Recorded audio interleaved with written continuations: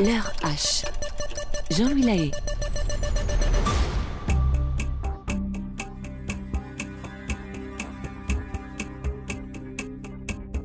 Nous sommes à Paris, au cœur de la capitale du pays des Lumières. Le palais du Louvre n'est qu'à quelques rues, la Seine aussi. Pierre Vidal-Naquet est un historien parmi les plus célèbres qui étudie le monde antique. Le vieillissant chercheur, derrière une monture de lunettes noires et épaisses, marche d'un pas pressé. Une mallette en cuir marron dans la main droite, il se présente aujourd'hui à l'accès réservé aux scientifiques de la BNF, la Bibliothèque nationale de France. Inaugurée en 1995, les 2 tours du savoir sont encadrées par un jardin luxuriant de plus de 12 000 mètres carrés. Ce havre de paix, il l'espère, va lui permettre de percer l'un des mystères anciens les plus insolubles de l'histoire de l'humanité. Pierre Vidal-Naquet ramène les quelques cheveux qui lui restent vers l'arrière et salue la réceptionniste. Ses mains sont moites. Sa journée est bloquée depuis longtemps pour l'étude qu'il s'apprête à réaliser. Il s'installe sur une table éclairée d'une petite lampe incrustée dans le meuble. Un homme grand et fin, à l'air sévère, vient demander à l'historien quel document il est venu consulter. Sa réponse, limpide, fend le silence bien commun à ce genre d'endroit. Codex Parisinus Graecus 1807, du Platon, le Timée. Aujourd'hui, Pierre Vidal-Naquet compte bien repartir, la tête pleine de nouvelles pistes. Il est à la recherche d'une ville perdue, l'Atlantide. Nous sommes le 22 mai 2002, il est 10h, c'est l'heure H de mon histoire.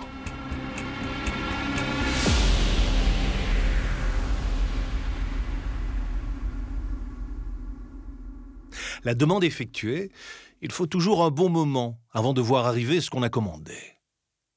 Pierre Vidal-Naquet est déjà un vieux baroudeur. Il connaît bien les délais et la marche à suivre. Son meilleur remède pour faire prendre patience, un bon gobelet de café, noir, sans sucre. Calmement, l'historien ouvre sa mallette en cuir et en sort un calepin de couleur bordeaux, accompagné d'un stylo plume. Il a toujours détesté écrire à la bille. L'encre est bien plus représentative de son métier. Celui de raconter des histoires sorties des mâles du passé. Alors qu'il philosophe sur son activité de chercheur, activité qu'il affectionne depuis des dizaines d'années, voilà que réapparaît dans son champ de vision l'homme à la mine sévère. Il demande à l'historien de le suivre. Le carnet est vite remballé et le pas pressé. Pierre Vidal-Naquet suit comme son ombre l'employé de la BNF. C'est là qu'il entre dans le cœur même du savoir de la nation. Autour de lui, des milliers d'ouvrages, de tous les âges, bien souvent poussiéreux et chahutés par le temps. De splendides traces du passé qui contiennent, pour la plupart, les clés de compréhension du monde dans lequel nous vivons, là, maintenant. Le chercheur est comme un gosse dans un magasin de jouets et, à force de lever les yeux sur les verrières et les immenses meubles de rangement, il manque de perdre son guide. Heureusement et sans sourire, l'homme l'attend un peu plus loin. La BNF, ou Bibliothèque nationale de France. Ce nom résonne profondément dans le cœur et au fond des entrailles des intellectuels ou des chercheurs du monde entier. Cet endroit, il l'envisage comme le lieu de tous les possibles. Celui où, du moins trouver un trésor, est une chose envisageable. L'historien, comme tous ses collègues, sait pertinemment que le long de ses étagères et au fond de ses cartons, ce sont des morceaux de la grande histoire qui s'expriment. Il connaît les odeurs particulières que dégagent ces papiers plus ou moins abîmés par les affres du temps. Il aime déchiffrer les écritures aussi, plus ou moins pressées, plus ou moins stylisées. Ainsi, il appréhende la façon dont les anciens ont pu transmettre leur savoir.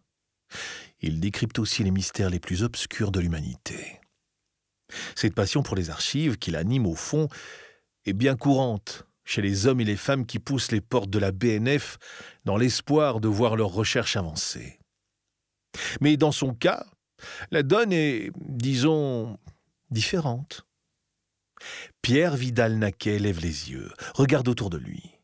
Une femme, un peu plus loin, vêtue d'un col roulé beige et d'une jupe longue, est en train de dépouiller des documents qui lui semblent dater de l'époque moderne. Elle griffonne, sans doute depuis des heures, ses observations. L'historien, lui, l'espace d'un instant, la regarde et cherche à deviner le but des recherches de sa consoeur. Ensuite, finalement satisfait avec l'idée d'en garder le mystère, il retourne à ses propres pensées. La méthode est différente dans son cas, puisqu'il enquête sur un des mystères qui animent le monde depuis la nuit des temps.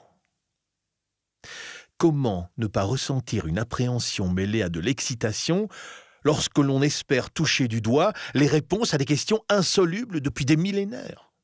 Au centre de la pièce, une grande table en bois découpée en différents postes de travail marque la zone réservée à ceux qui sont autorisés à fouiller les pages des plus précieuses enluminures et rares codex.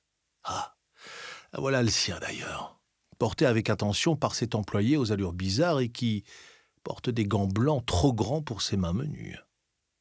L'historien, lui, rechausse ses lunettes et enfile ses protections. Avec des livres aussi vieux, il n'a pas le moindre droit à l'erreur. Ce codex, trace du Timée, l'œuvre gigantesque de Platon, est le plus primitif héritage du talentueux romain. Ces mots, délicatement tracés, ont été au IXe siècle, il y a plus de 1200 ans. Cette visite n'a rien d'anodine pour le chercheur qui est en train de rédiger son nouvel ouvrage. Ce sera d'ailleurs probablement son dernier. C'est pourquoi il veut lui donner cette place dans sa bibliographie déjà reconnue et particulièrement étoffée. Gamin dans les troublées années 1930, l'homme aujourd'hui vieillissant est tombé amoureux des civilisations antiques grâce à une unique chose, l'Atlantide. Et le seul qui nous ait laissé des petits cailloux pour comprendre ce mystère, à la manière du Petit Poucet, c'est Platon dans cet ouvrage presque vieux comme le monde. L'émotion est vive lorsque l'historien soulève cette couverture vieillie par les siècles. Il plonge dans une toute autre dimension, un tout autre âge que le sien. Chaque petite trace sur le papier jauni le ramène en arrière, chaque mot finement tracé le guide vers ce qu'il recherche. Des indices pour mettre la main sur le trésor le plus recherché par l'humanité depuis des millénaires. L'Atlantide, pour lui, a un parfum d'enfance. Il dévorait en lecture toutes les théories sur la ville engloutie par Zeus, en dégustant les tartes aux pommes de sa grand-mère. L'affaire est donc particulièrement personnelle pour Pierre Vidal-Naquet, qui ne cesse, comme chaque antiquisant qui se respecte, d'apporter sa pierre à l'édifice de ce magistral mythe, véhiculé par l'un des plus grands philosophes du monde. Autant que les indices que Platon laisse dans son œuvre ne sont pas bien nombreux. Bien au contraire. C'est d'ailleurs ce qui a inspiré la plupart des chasseurs de trésors. Le coffre, à peine ouvert, laisse transparaître la lumière des richesses qui s'y trouvent. À l'évocation de la cité perdue, l'historien se prête à rêver. Il se revoit jeune étudiant, planter des punaises à différents endroits sur une map monde. Espagne, Amérique du Sud, Asie... Ouais. Tout le monde s'est mis à voir des Atlantides partout. Alors trouver la vraie, c'était comme chercher une aiguille dans une botte de foin, si toutefois elle existait. C'est ce qui fait tout le charme de cette énigme aussi vieille que les rhumatismes de Pierre. Personne ne sait vraiment si, au fond, Platon s'est servi d'une légende sortie de son brillant esprit pour flatter son ego et celui des Athéniens. Ou si, finalement, le philosophe ne se serait pas contenté de coucher sur papier des événements bien réels et transmis par la tradition orale. Le nœud est là, la clé aussi. Pierre Vidal-Naquet est du genre sûr de lui. Il a sa petite idée sur la question, mais se garde bien de la communiquer pour le moment. Il doit encore trouver des indices pour étayer sa théorie.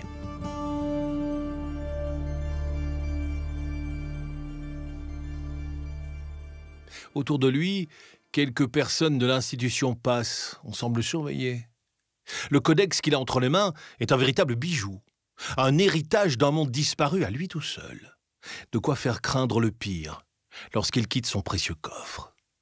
Mais le chercheur est de ceux qui savent que les vieux ouvrages sont les piliers d'une société. Aucun risque de vandalisme, ou pire de vol, de sa part. Il est une figure du monde universitaire sur le sujet. Alors, ces gamins qui viennent vérifier qu'il prend soin du texte de Platon, Ça le fait doucement rigoler. Pierre Vidal-Naquet avale une gorgée de son café, qui n'est déjà plus très chaud, mais peu importe. Le voilà arrivé aux parties intéressantes, celles où l'auteur, en quelques formules, voire en quelques pages, évoque la ville perdue. Le chercheur ouvre alors frénétiquement son petit carnet et prend des notes aussi vite qu'il le peut, comme si le temps lui était compté. Ces informations, pour le moment, il les connaît déjà. Il doit lire entre les lignes, déchiffrer les indices qui jalonnent le chapitre. Athènes, les Atlantes... Il n'y comprend rien. Ses méninges sont prêts à exploser. Tout s'entrechoque et se soulève. Les connaissances accumulées pendant des décennies viennent se mettre en parallèle les unes avec les autres. Allez, encore un petit effort. L'énigme est là, elle est là, sous ses yeux. C'est à lui de trouver la clé. Nouvelle gorgée de café, nouveau regard vers les verrières, vers les meubles. Le chercheur tapote sur la table, lit, relit de nouveau. Il faut trouver l'inspiration, allez. L'historien est en panne sèche.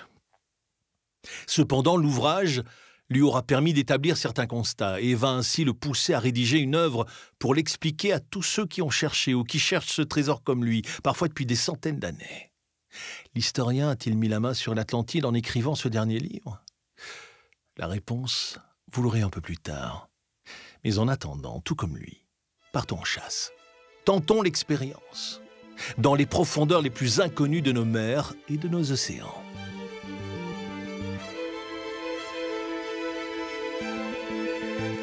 En un seul jour et une nuit funeste, l'île Atlantide s'enfonça sous la mer et disparut à tout jamais. Ces quelques mots de Platon, rédigés originellement en 360 avant notre ère, ont de quoi nous interroger. C'est là que commence notre histoire, aux frontières les plus anciennes de notre monde. La Grèce antique est alors au centre du globe. Athènes est déjà une magnifique et ancestrale cité des plus impressionnantes. Nous sommes en 348 avant Jésus-Christ. Platon est un érudit respecté. Voilà déjà quelques années qu'il a rédigé l'un de ses célèbres livres, le Timée, en quelques lignes. Il a alors suscité maintes interrogations sur une cité aussi ancienne que la leur. Ses contemporains se sont questionnés sur sa sénilité. Le vieil homme aujourd'hui se trouve sur l'Acropole. Il est tout près du temple de Zeus, assis sur un banc. Le soleil est considérablement haut dans le ciel. Il est sans doute déjà plus de 14 heures. Nous sommes au début de l'été. Platon sait qu'il est déjà en train, doucement, de s'éteindre. Son héritage est immense, mais il lui reste un travail à mener, et non des moindres. Son œuvre sur l'Atlantide n'est pas terminée.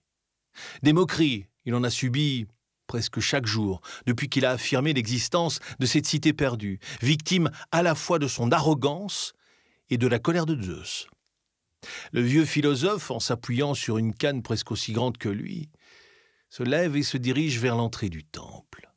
Autour de lui, de nombreux visiteurs, comme chaque jour que l'Olympe fait, se dirigent à l'intérieur. 6 colonnes de façade, 13 de côté. Une hauteur remarquable pour un édifice hors norme, immaculé, en pierre et composé de splendides sculptures représentant l'Olympe et ses habitants légendaires. Platon, pendant un moment, observe cet ensemble splendide. Il fait le tour de l'édifice.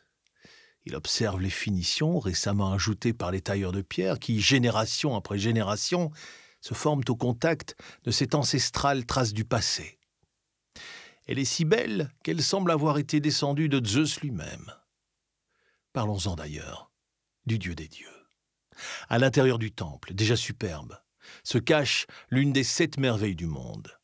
Une statue en or ciselée et réalisée par Phidias lui-même, le meilleur de tous les orfèvres. 12 mètres de haut, et le regard sévère du souverain des divinités assis sur son trône. Chaque fois qu'il y entre, Platon est la victime de cette splendeur dont jamais il ne se lasse. Zeus, ici représenté parmi les hommes, semble de ses yeux réclamer des offrandes et des sacrifices en son honneur. Ou pourquoi pas, il irait jusqu'à se lever pour mettre à bas l'Acropole d'un seul coup de pied. La main droite sur le bas de son dos souffrant, Platon s'incline devant l'immeuble d'or qui se tient devant lui. Phidias a su rendre les hommes humbles face à tant de grandeur. Le long des arcades intérieures, des petits bancs de pierre blanche ont été installés il y a peu. Platon, devenu routinier avec l'âge, ne se fait pas prier lorsque l'assise qu'il affectionne le plus se libère.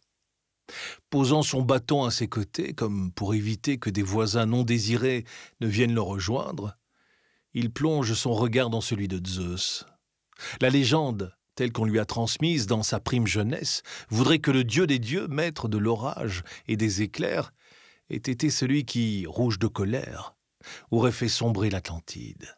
Le tout après une guerre délirante et meurtrière menée contre Athènes. La popularité de la cité de Grèce a alors décollé afin d'atteindre l'hégémonie qu'on lui a connue pendant de très nombreux siècles. Platon, longtemps, n'avait pas écouté cette histoire qui, selon lui, n'avait ni queue ni tête. Après tout, la mythologie regorge d'histoires qui ne sont finalement là que pour expliquer le monde tel qu'il existe. Le philosophe le sait. Autour de lui, des enfants chahutent, bientôt rattrapés par leurs parents, qui les menacent en pointant la statue d'or du doigt. Impressionnés, les marmots baissent rapidement la tête de peur d'être foudroyés sur place. C'est le pouvoir des croyances. Longtemps immobile dans la torpeur de cet après-midi qui ne cesse de s'étioler, Platon contemple, la main dans sa barbe fleurie, les détails qui entourent cette merveille parmi les merveilles. Il ne cesse de penser aux Atlantes et à leur île disparue. Que penser de ces vieilles histoires? Est-il possible d'imaginer que cela soit réel? Le doute, dans son esprit, a longtemps existé, mais aujourd'hui, il sait que tout ceci avait un parfum de vérité. Du moins, il le pensait réellement. Un de ses vieux amis marchands qui écumait le monde, comme Poséidon pouvait traverser les mers, venait de lui rapporter une grande nouvelle. On avait retrouvé quelques pierres gravées provenant du sol égyptien et qui, dans une langue inconnue, accompagnée de dessins, semblaient évoquer une île aux technologies remarquables. Cette île était protégée par une bête immonde et hideuse qui vivait dans les profondeurs, le Léviathan. À l'écoute de cette découverte absolument remarquable, Platon s'était saisi. L'un des dessins montrait ce qui ressemble à une vague gigantesque qui engloutit la totalité des hommes et des installations de ce peuple. Zeus, l'Atlantide. Le philosophe jamais n'a raconté la suite de l'histoire qu'il avait saupoudrée au lecteur au sein du Timée. Elle lui a été fournie par les moines d'Égypte, pays dans lequel il avait passé plus d'une décennie dans sa jeunesse. Mais la mort s'annonce, et ces nouvelles traces mises à jour par son ami le subjuguent. Il doit absolument poursuivre sa quête de vérité. Il en va de la possible découverte un jour de cet endroit aussi magique que stupéfiant. Peut-être se cache-t-il encore là, protégé par une créature que même les dieux n'ont pu tuer. Qui sait? Platon finalement se lève. Aussitôt, une femme qu'il observait depuis un autre banc depuis un moment se précipite sur lui. Sans un regard pour elle, le vieil homme ressort, en marche arrière, toujours fixé la statue de Zeus. Sait-on jamais? Il s'en retourne chez lui. Le philosophe doit écrire. Tout, le plus vite possible. Platon a déjà trouvé le titre de son avant-dernier ouvrage. Critias, l'histoire de l'Atlantide. La suite, il l'a déjà programmée. Il lui faudra parler de la guerre entre Athènes et les Atlantes, et donc évoquer la disparition de cet endroit aussi mystérieux que l'Olympe. D'un pas plus léger que jamais, le philosophe rentre chez lui. Il sifflote. Son dernier combat qui s'annonce le motive. Il est trop vieux, lui, pour trouver le coffre au trésor et percer ce mystère. Tout ce qu'il peut faire, c'est disséminer les clés qui vont permettre aux jeunes générations d'en ouvrir les serrures. L'œil pétillant, plein de malice, Platon va écrire toute la nuit. Il n'aura de cesse de transmettre ses connaissances sur le sujet. Le tout sous forme d'une énigme qu'encore aujourd'hui, les spécialistes peinent à transpercer. Le Critias de Platon est la suite chronologique logique du Timée qui déjà amorçait l'idée d'un mythe concernant un peuple mystérieux, celui des Atlantes. Comme souvent avec l'auteur antique, l'intrigue se déroule sur base d'un dialogue entre plusieurs personnages de son invention. Ils sont 4 ici, dont le fameux Socrate. Loin de moi l'idée de vous faire un résumé détaillé de ce livre qui ne porte pas seulement sur la question de l'Atlantide qui nous intéresse aujourd'hui, mais pour autant, comme souvent dans nos histoires, le destin s'est montré particulièrement joueur.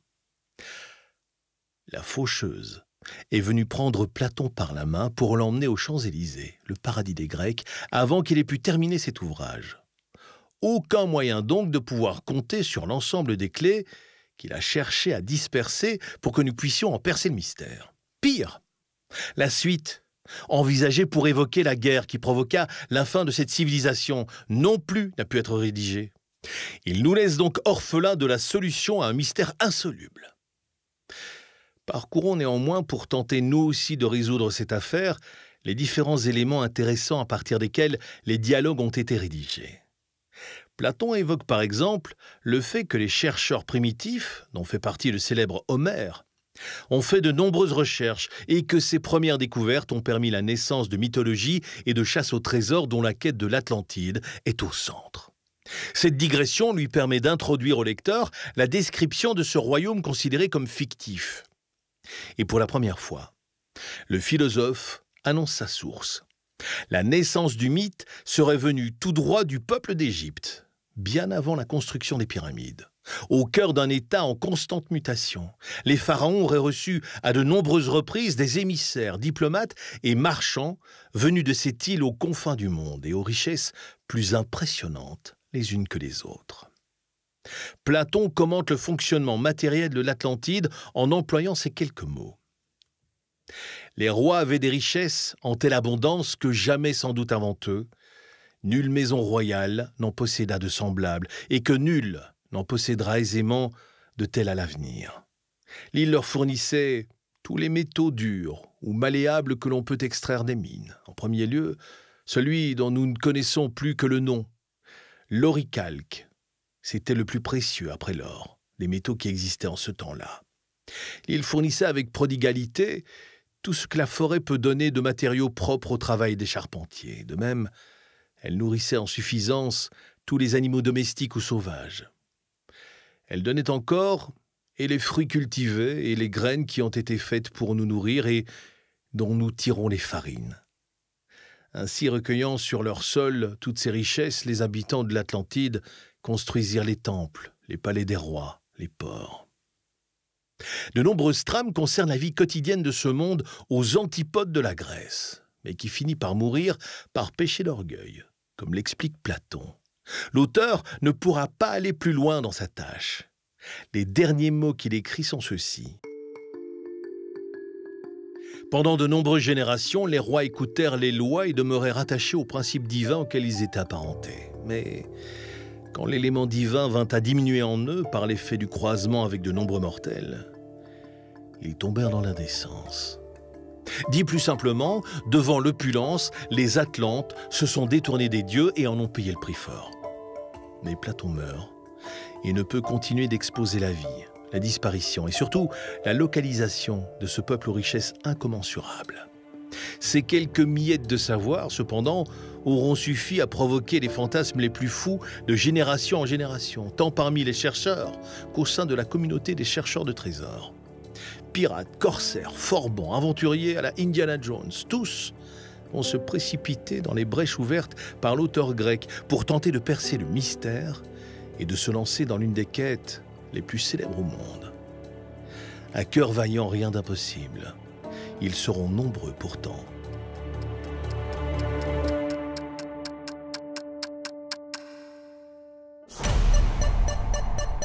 L'heure H. Jean-Louis Lahaye.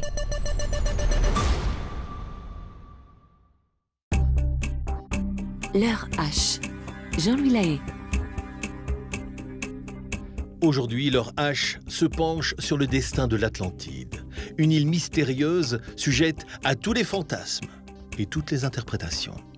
Cette histoire, enrobée et mise en forme par le philosophe Platon lui-même, est la quintessence de la chasse au trésor.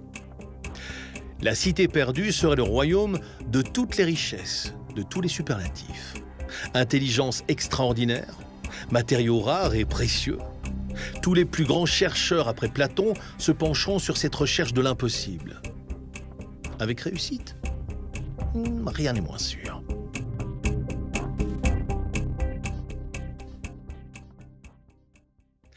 Nous sommes en novembre 2004, au large de l'île de Chypre.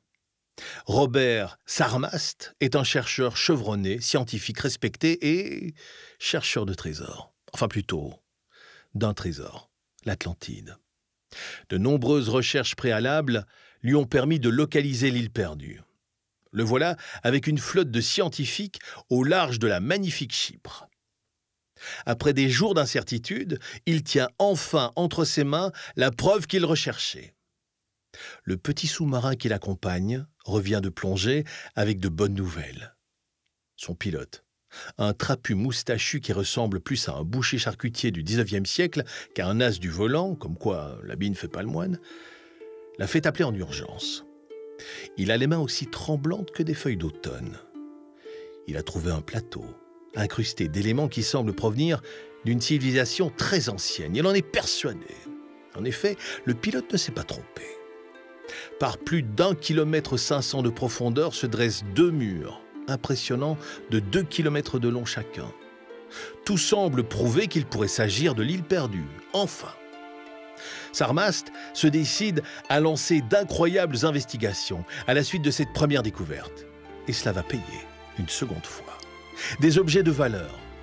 Une stèle gigantesque avec des inscriptions sont remontées à la surface. Pour lui, ces témoignages sont suffisants. Il vient de trouver l'Atlantide.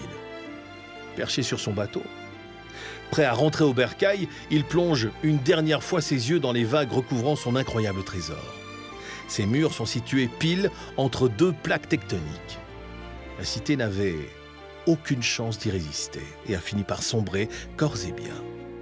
Les larmes aux yeux, le chercheur se promet de revenir, d'investiguer encore, de trouver de nouveau d'autres objets et d'autres preuves. Ses équipes attendent son ordre pour partir et reprendre le chemin de la mer. Mais lui tarde à quitter cet endroit. La nostalgie de celui qui doit laisser derrière lui quelque chose qu'il a cherché durant des années l'assaille. Ses sentiments se mêlent. Si en son fort intérieur il est persuadé d'avoir trouvé la cité des Atlantes, une petite voix ne peut s'empêcher de lui dire que ça ne colle pas tout à fait. La localisation, le manque de richesse malgré les quelques trouvailles. Et elle a raison, cette petite voix. Sarmast va se faire pourfendre par la communauté scientifique à son retour. C'est pas nouveau. Tous les chercheurs ayant fait des recherches avant lui se sont heurtés à leurs confrères. C'est ainsi depuis l'époque moderne. Mais cette fois, la pilule est difficile à avaler. Sarmast était persuadé de la fiabilité de son coup. Ce qu'on peut appeler un coup d'épée dans l'eau. En effet, la communauté scientifique se refuse à croire à cette théorie de l'île perdue au large de Chypre, et ce pour plusieurs raisons. Il faut déjà rendre à César ce qui appartient à César. S'il n'a pas trouvé l'Atlantide, Sarmast, de manière totalement certaine, a bien trouvé quelque chose. Une autre cité antique enfouie dans les profondeurs des eaux, peut-être. Mais ce n'était pas celle des Atlantes. Du moins, c'est peu probable. En réalité, les investigations menées à la suite de tout ce barouf, en 2004, apportent tout un tas de nuances à différents échelons.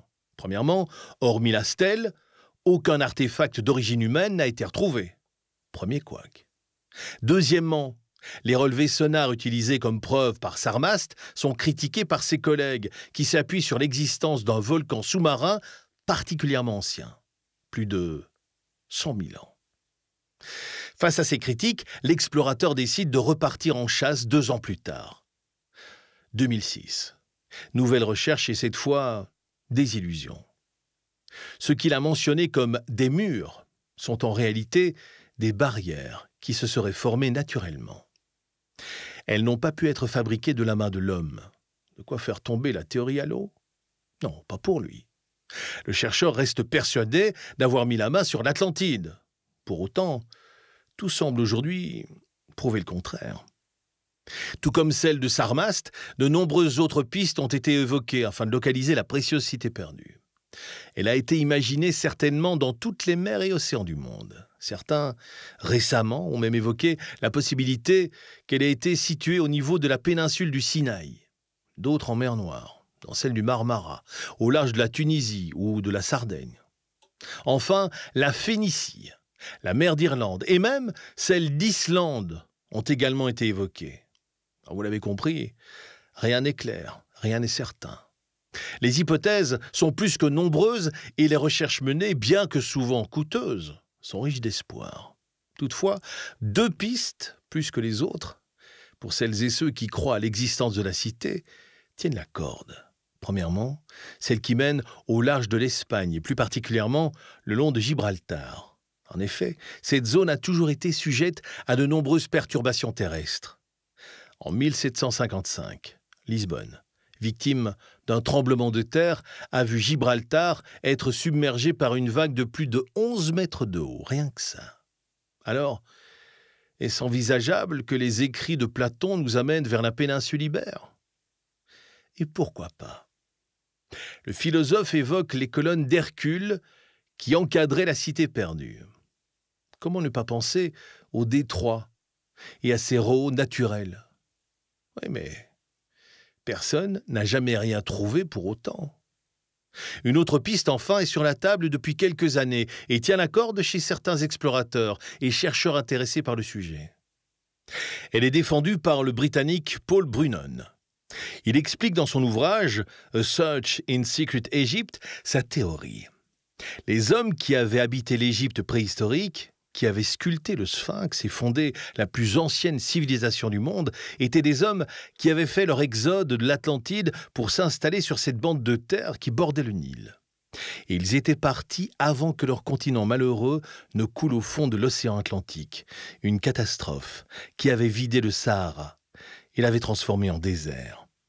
Les coquillages qui jonchent aujourd'hui par endroits la surface du Sahara, ainsi que les poissons fossiles que l'on trouve dans ces sables, prouvent qu'il était autrefois recouvert par les eaux d'un vaste océan. C'était une pensée formidable et étonnante que le Sphinx fournisse un lien solide, visible et durable entre les gens d'aujourd'hui et les gens d'un monde perdu, les Atlantes inconnus. Ce grand symbole a perdu sa signification pour le monde moderne, pour qui il n'est plus qu'un objet de curiosité locale. Qu'est-ce que cela signifiait pour les Atlantes? Et les colonnes d'Hercule alors? Elles auraient été situées entre les bassins orientaux et occidentaux de la Méditerranée. Alors l'Atlantide, au fond du bassin entre la France et le nord de l'Afrique. Certains disent même que la Sardaigne pourrait correspondre aux dimensions avancées par Platon. Mais la Sardaigne, comme vous le savez, n'est pas au fond des eaux. Certains historiens prennent le parti de cette théorie défendue par de nombreuses personnes à la recherche de l'île. D'autres s'opposent totalement à ce genre de théorie qualifiée de romanesque, notamment quant au déplacement de populations vers l'Égypte et sur la transformation du Sahara en désert. Le premier d'entre eux, Pierre Vidal-Naquet. Vous vous souvenez? Le chercheur persuadé d'avoir trouvé la solution en visite à la BNF. Son livre s'apprête à apporter une toute nouvelle vision de l'histoire. Et les chercheurs de trésors risquent bien d'être déçus.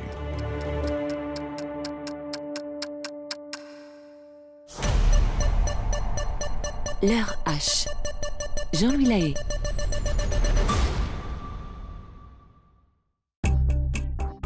L'heure H. Jean-Louis Lahaye. Aujourd'hui, l'heure H se consacre à la chasse au trésor la plus connue de toute l'histoire, et ce, depuis la Grèce antique. Platon, philosophe et auteur parmi les plus célèbres, lance à la mer, à la fin de sa vie, une bouteille avec quelques indices sur le sujet. L'Atlantide est une île réputée pour être la plus riche qui ait pu exister. Prétendument disparue sous les flots lors d'un déluge cataclysmique. Commandée par les dieux, jaloux des Atlantes, la civilisation n'a laissé aucune trace. C'est du moins ce que l'on croit. Mais cette île a-t-elle jamais existé? Ou n'est-elle qu'une allégorie qui, au fond, n'est là que pour illustrer des morales philosophiques? Patience, patience. Peut-être allons-nous pouvoir trouver des réponses.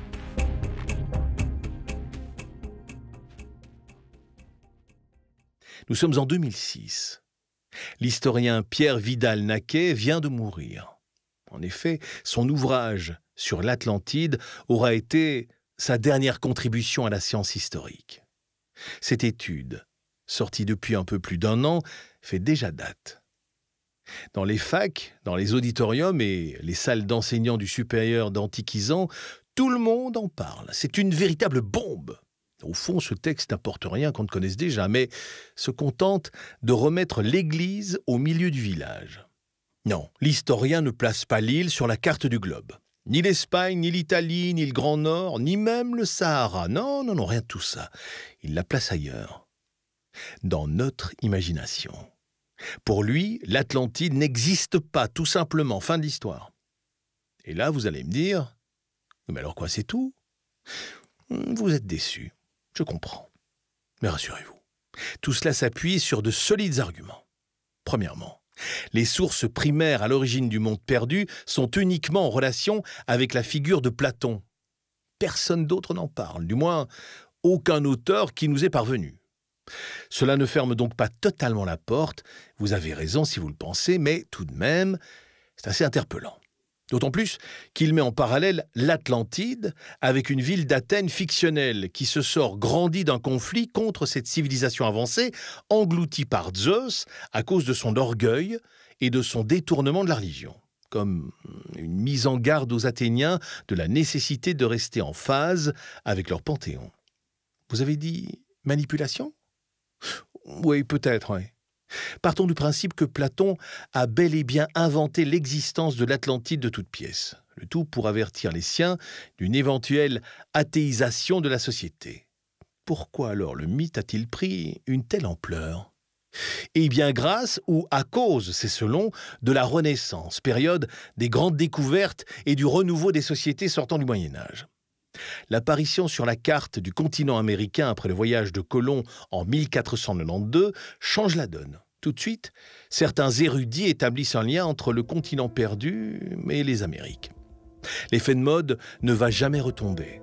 D'une chasse au trésor somme toute classique, bien plus tard, au XIXe siècle, l'Atlantide et son histoire prennent un virage totalement politique. Surprenant, hein?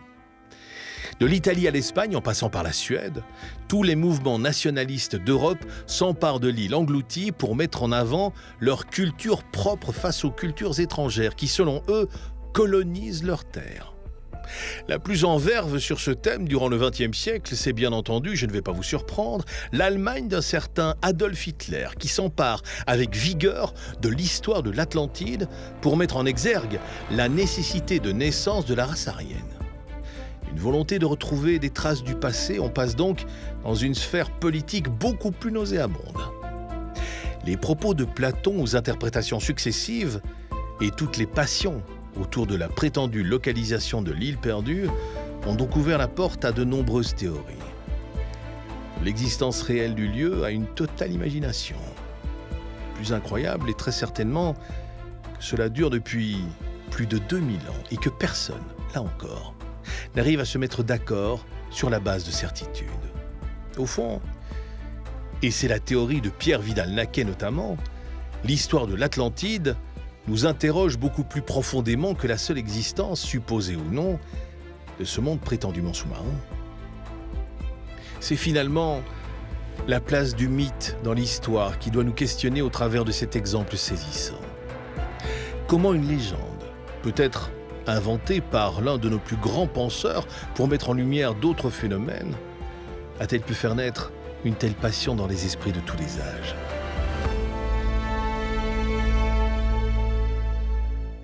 Je vous laisse le soin de tirer vos propres conclusions, mais cela doit nous inviter à réfléchir, assurément.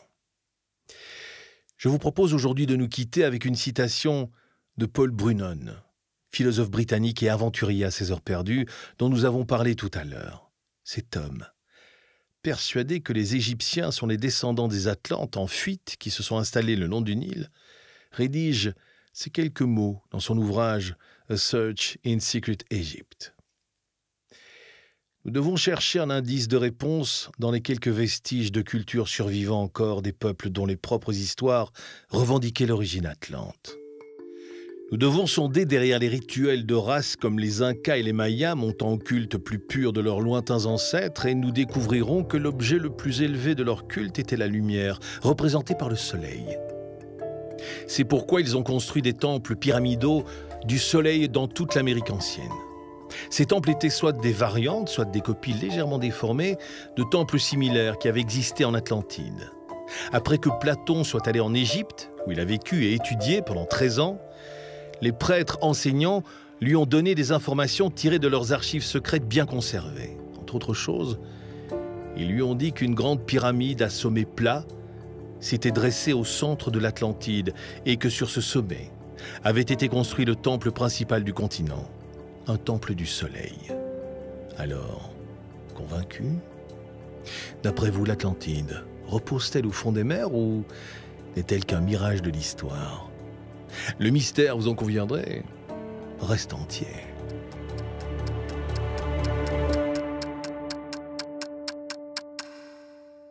Voilà donc pour ce récit passionnant que j'ai eu le plaisir de partager avec vous grâce à la plume de Valjean. L'heure H. Jean-Louis Lahaye.